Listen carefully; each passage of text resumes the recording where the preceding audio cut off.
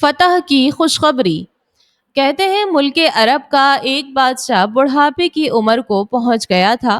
اسی زمانے میں اسے ایک سخت مرض نے آ پکڑا اور وہ بہت بیمار ہو گیا، جس کے باعث وہ اپنی زندگی سے مایوس ہو گیا اور یہ تمنا کرنے لگا کہ موت کا فرشتہ جلدی آ جائے اور اسے ان تکلیفوں سے چھڑوا لے۔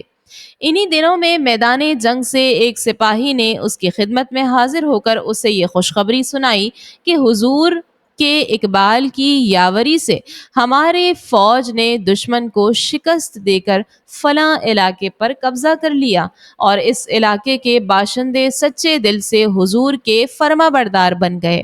بادشاہ نے یہ خوشخبری افسردہ ہو کر سنی اور پھر آہ کھینچ کر بولا، یہ خوشخبری میرے لیے نہیں بلکہ میرے دشمنوں کے لیے ہے، یعنی ان لوگوں کے لیے ہے جو میری جگہ حکومت اقتدار سنبھالنے کے لیے میرے مرنے کی دعائیں مانگ رہے ہیں۔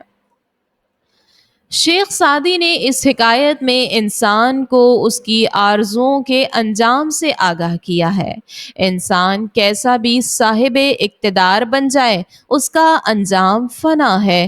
موت مقررہ وقت پر اس کے دروازے پر دستک دے گی اور اسے اپنا تمام ساز و سامان چھوڑ کر اس دنیا سے رخصت ہونا پڑے گا، اور اس وقت وہ یہ محسوس کرے گا کہ جن آرزوؤں اور تمناؤں کو اس نے زندگی کا مقصد بنا لیا تھا، ان کی حیثیت کم قیمت کھلونوں سے زیادہ نہیں ہے۔